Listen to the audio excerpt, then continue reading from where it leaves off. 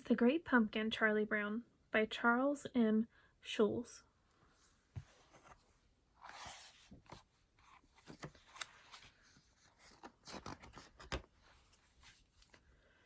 It was a special time of year. The air felt brisk and cool. The colorful leaves fell from the trees. The pumpkins were ready to be picked. It was fall, and for Linus, Lucy, Snoopy, and Charlie Brown, that meant Halloween was almost here. It also meant football. One afternoon, Lucy approached Charlie Brown. "I'll hold the ball and you come running and kick it," she said sweetly.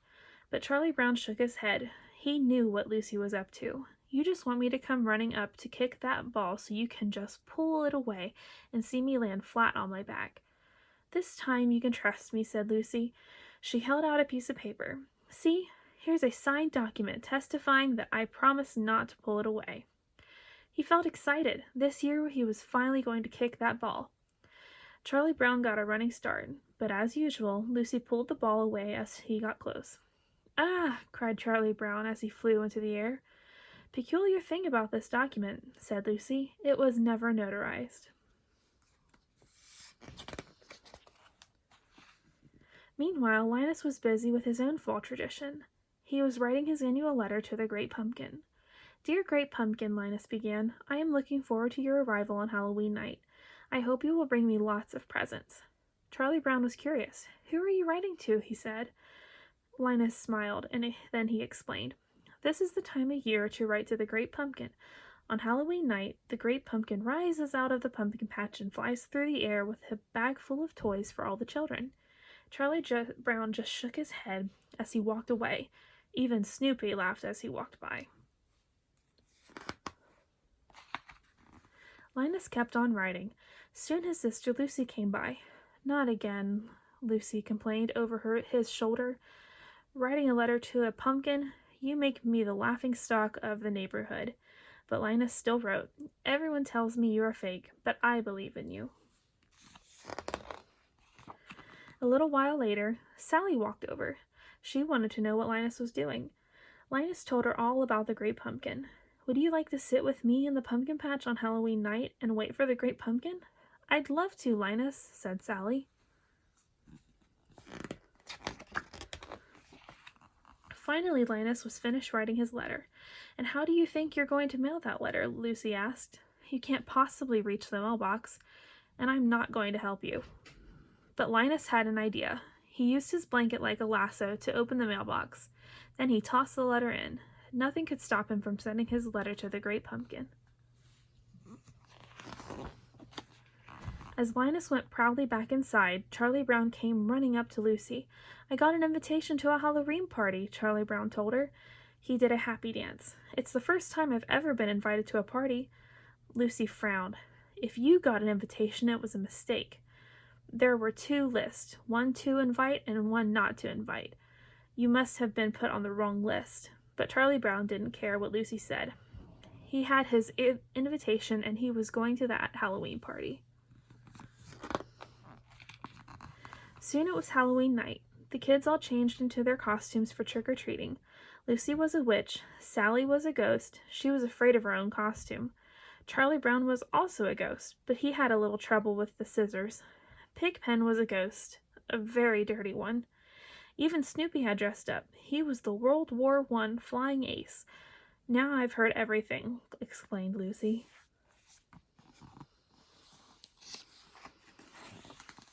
As Snoopy marched in a different direction, the little group hurried off to start trick-or-treating. As soon as they ran into Linus in the pumpkin patch. "Have you come to sing pumpkin carols?" he asked them. "You're going to miss all the fun, just like last year," Lucy told him.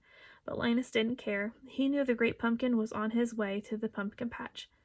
"You really think he'll come?" Sally asked, as everyone left to go trick-or-treating. She was torn. Should she go with them or stay with Linus?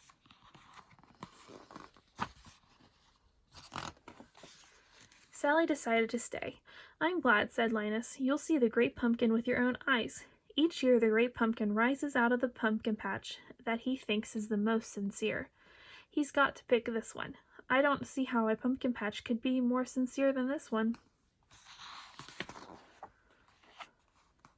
Meanwhile, the other kids had arrived at their first house of the night.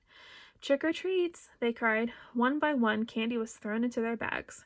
"Can I have an extra piece of candy for my brother?" Lucy asked. "He couldn't come with us because he's sitting in a pumpkin patch waiting for the great pumpkin."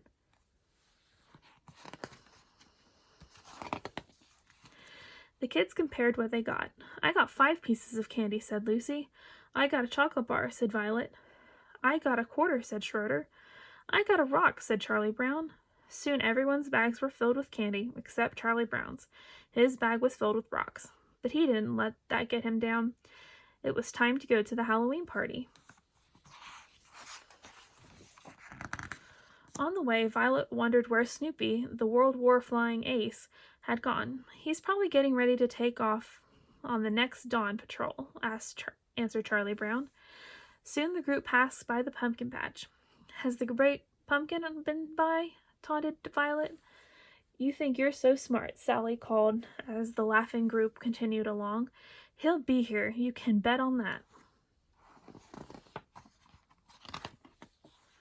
Sally turned to Linus. "All right, where is he?" "He'll be here," Linus assured her. "I hope so," said Sally. "Just think of all the fun we're missing." Across town, the Halloween party was in full swing. There were games and music and pumpkins to decorate. Violet, Patty, and Lucy wanted to draw the perfect face on their pumpkin, but how could they know what to draw on it? "You'll have to model for us," Violet told Charlie Brown. "You'll be the perfect model," agreed Patty. Charlie Brown felt honored. He sat down on a stool. Violet turned him around. That's when he realized what they wanted to use the back of his head as a model for the pumpkin.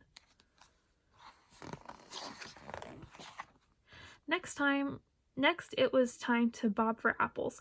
Lucy went first. This is the way to do it. She stuck her head in the barrel and came up with an apple. And Snoopy. "Blech!" she cried. "My lips touch dog lips." Snoopy danced along while Schroeder played the piano. Then he figured it was time to continue on his journey as the World War I flying ace. He sniffed his way to the pumpkin patch.